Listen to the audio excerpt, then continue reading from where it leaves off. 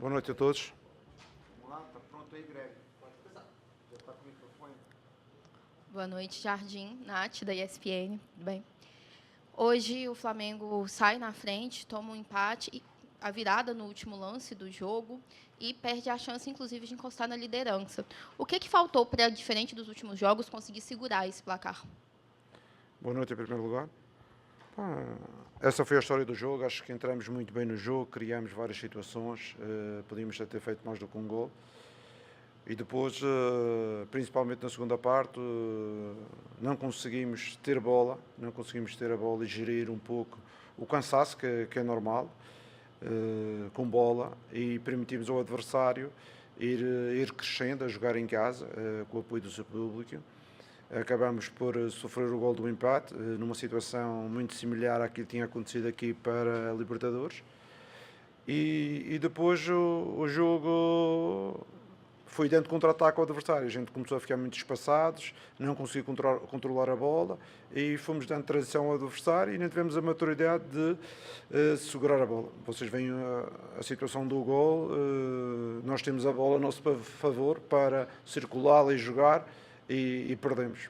E acabamos de dar uma transição e o último momento ao adversário. Parabéns ao Cruzeiro pela vitória. Mas com certeza que isto sirva de exemplo para nós que no futuro não podemos permitir, depois de entrar tão bem no jogo e ser tão dominantes, deixar o adversário reagir. Jardim aqui no centro, Thiago Lima do GE, boa noite. Jardim, novamente seu time fez um grande primeiro tempo, foi um primeiro tempo que o time dominou e no segundo tempo muda, né? Na minha visão, no primeiro tempo só o Carrascal destoou do time, eu achei que só o Carrascal estava abaixo, tecnicamente, hoje. E no segundo tempo vem o segundo tempo, o time cai, você mexe no time, mas o Carrascal ficou em campo os 90 minutos. Queria entender se para você o Carrascal não estava abaixo fisicamente, se ele fez um bom jogo hoje. Obrigado. Não, o Carrascal não fez um bom jogo, era um jogador que tinha vindo a fazer bons jogos. Neste jogo não foi o jogo melhor, mas hoje também era importante a gente gerir alguns jogadores que estavam sobrecarregados. A gente via a dificuldade, por exemplo, do Eric já continuar dentro de campo. O Lino também não estava no seu melhor. Jogadores que há 2 dias atrás jogaram 90 minutos com uma grande intensidade e foi por isso que mexemos na equipa e fizemos algumas trocas para refrescar um pouco a equipa e acreditávamos que aqueles que não jogaram no jogo anterior tinham mais capacidade de aguentar os 90 minutos. Foi por isso que mantivemos alguns. Mas, como eu já disse, eu acho que em termos estratégicos, mais do que a condição física, foi não temos capacidade de segurar a bola. Porque se nós segurarmos a bola, íamos pautar mais o jogo, que é a nossa forma, do que andar a atacar, a contra-ataque. Isso não é o nosso jogo. O nosso jogo é um jogo mais circulado, em que a gente tem a posse, como fizemos na primeira parte. Jardim, Roque, coluna do Fla. O Flamengo teve 4 jogos nesse campeonato, onde acaba que a vitória acaba escapando. Teve o jogo contra o Vasco, que sai, abre 2 e leva 2. Tem o jogo contra o São Paulo, que abre 1-0, leva o empate. O jogo contra o Inter, que foi um jogo até um pouco mais abaixo, mas o Flamengo foi buscar o empate. E hoje, um jogo que o Flamengo sai na frente e leva uma virada. O Campeonato Brasileiro ele não permite esse tipo de perda de pontos, tendo em vista aí que tem um Palmeiras que é sempre muito constante. O que falta para esse time na parte de concentração quando o Flamengo sai à frente e toma perde esse tipo de pontos, como foram nesses jogos que eu citei aqui como exemplo? Não, com certeza, quando ganha-se uma vantagem, é sempre importante reter a vantagem. Com certeza temos sempre os adversários que reagem. E eu pessoalmente prefiro estar a ganhar para seguir gerir o jogo, não é? Do que entrar a perder. Porque os pontos são iguais. Se perdermos com o adversário a ser melhor na primeira parte e nós na segunda, a derrota é sempre a mesma.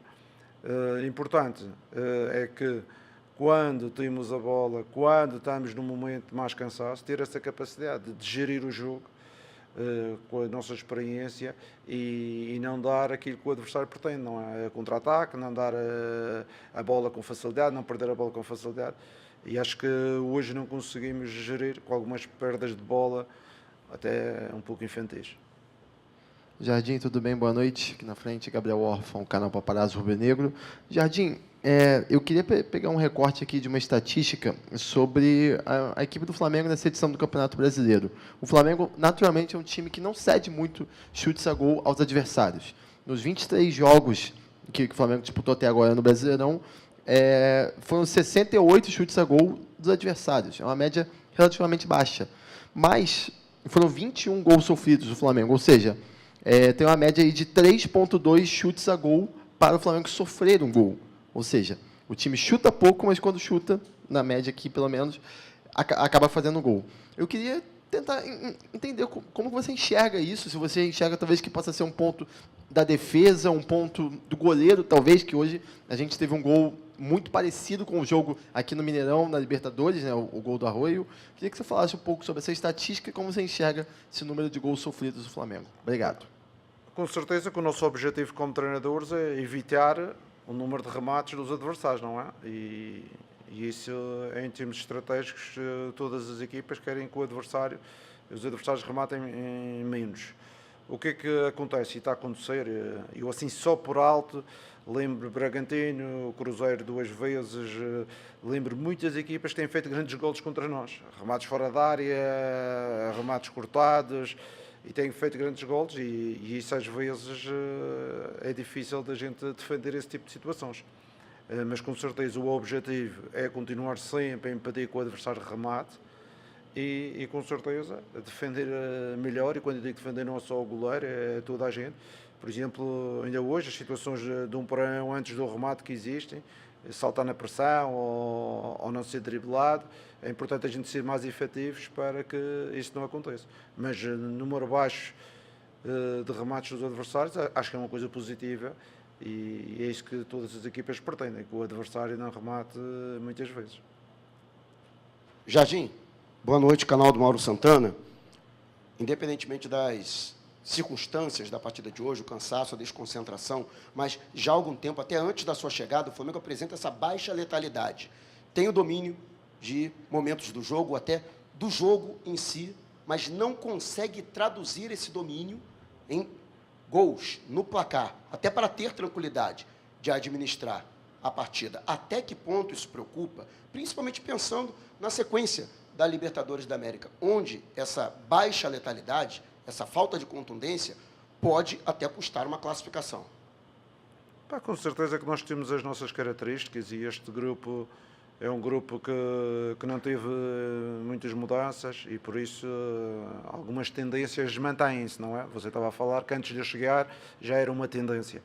É difícil às vezes a gente mudar aquilo que são o perfil dos nossos jogadores, mas com certeza que trabalhamos finalização todas as semanas de forma que a gente seja mais eficazes, não só na criação, a gente tem criado muito, somos a equipa que mais criamos, e queremos manter essa criação, mas queremos ser mais contundentes, como você disse bem, principalmente quando fazemos uma primeira parte destas, podemos ter feito 1 ou 2 golos e resolvido, mais 1 ou 2 golos e resolvido o jogo. Jardim aqui, boa noite. Jardim, desde antes da parada da Copa, você falava sobre a necessidade de reforços. Você chegou a dizer que não se importava em não vir nomes consagrados, mas tinha peças que você precisaria. A gente sabe que o elenco do Flamengo é muito qualificado, mas a gente também vê, por exemplo, a necessidade de um segundo centroavante, já que jogador desse ofício, você só tem o Pedro. O quanto a não contratação de nenhum reforço em todo esse tempo, 2 meses de parada de Copa do Mundo, mais 1 mês de janela de transferência aberta e não chegou ninguém. O quanto isso está atrapalhando você em opções para poder mudar um jogo ou para energizar mais a equipe, por exemplo, no segundo tempo, como foi hoje. Obrigado. Bem, em relação a essa análise, eu já falei, já fui bem claro, acho que o clube tem pessoas responsáveis, quer na direção, quer no mercado. Importante é que os nossos que estão disponíveis aqui, a gente trabalha da melhor forma, arranja soluções. Eu já disse isto há algum tempo atrás, às vezes falta o Arrascaeta, fez o Lino por dentro, falta um avançado, faz o BH por dentro, a gente tem gerido da forma que eles estão cá, porque eu nem vou falar de mercado, porque isso, quando se fala de mercado, ainda por cima no Flamengo, parece que a gente desvaloriza os nossos, não. E os nossos são a base do sucesso da equipa dos últimos anos, e com certeza que vai ser a base do futuro, não só deste ano e dos próximos anos também do clube. As pessoas responsáveis estão a olhar, conhecem o cenário geral e com certeza vão tomar as melhores decisões. Obrigado, pessoal.